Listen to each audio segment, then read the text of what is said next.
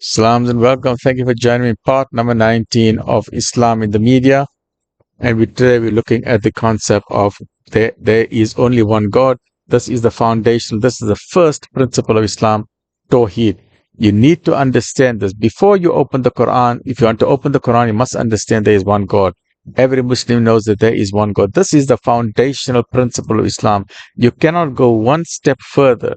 You cannot go one step further unless you understand very clearly that there is only one supreme creator who created the heavens and the earth. Please have that very clear understanding. Once you understand that there is only one creator, there isn't a different God for Muslims, there isn't a different God for Jews, there isn't a different God for the Hindus, there isn't a different God for different people. People assume that there are different gods. There's 4,000 different religions. So people think they're worshipping different gods. But from the Creator's point of view, there's only one God. There is only one creator who created the heavens. That creator created the galaxies. He created the stars. He created the planets. He created the planet Earth. He created the entire universe 13.8 billion years ago with a command kun, and the entire universe came into existence. There was not even a single atom in the universe. There was no such thing as matter. There was not an atom. There was no molecule. There was nothing in the universe. From nothingness, he created this entire universe in a big bang 13.8 billion years ago. From there, the earth was created 4.5 billion years ago. From there, he created you, he created me, he created the animals, he created the trees, the fish, the plants, the lions, the tigers, the elephant. There's only one God. You have the clear understanding. The Creator supremacy. There is only one God. Right? This is known as Tawheed. There is only one God. There are not two gods, there are not three gods, there are not more gods, there are no God. God does not have a mother, God does not have a father, he does not have sons and daughters and children, he does not have senators and members of parliament, he does not have chairman of the board, he does not need royal advisors. God is one. God is one, God is one. There is only one God for all. God does not have any family. God does not have any partners or shareholders or children or parents. He is one. He exists by himself. He is self-subsisting. He exists by himself. He does not need anyone to give him food. He does not need people to come to a statue and give offerings to the god. He does not anyone to sacrifice a virgin and say, we are sacrificing this virgin to the god to satisfy the gods in heaven. No, that is all superstition. God is one. He needs nobody. We need him. He does not need us. If you don't believe in him, he does not need you. He loves you. He sent you out of love, yet you reject him. What kind of human being are you for rejecting the Creator who created you? God does not resemble mankind or anybody's creation. God does not look like a human being. Remove that toxin, remove that poison from your brain. Someone has put your brain in a cage. If you think that God looks like a human being, then your brain is in a cage. God does not look like a human being. There are no anthropomorphic features of God.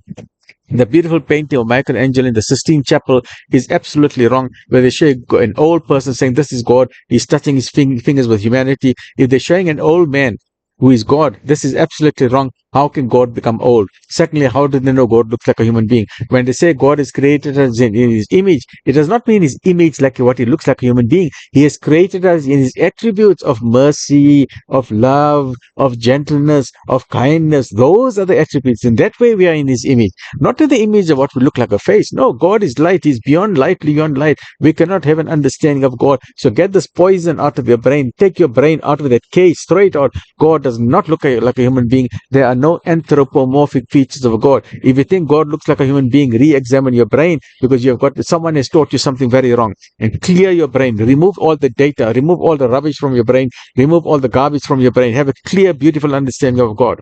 God does not have any anthropomorphic or human features. He is unique. There is nothing like unto him. He is without shape or form that we can imagine. He is light upon light in ways that we cannot understand or even begin to comprehend. He is beyond our visual imagination and speculation. He is the same God of all religions, of all races, and of all nations. He is the creator of mankind. He is also the creator of the water, the sand, the air, the fire, the sun, the moon, the ocean, the rivers, the plants, the animals, the birds, the reptiles, the fish, the dolphins, the insects, dinosaurs, and all of the planets, the comets, the asteroids, the stars, the nebulae, the black holes, intergalactic wormholes, and galaxies, and of all things known and unknown, matter and antimatter. God has created every single thing. God has created time and space. God has created light and darkness. God has created life and death.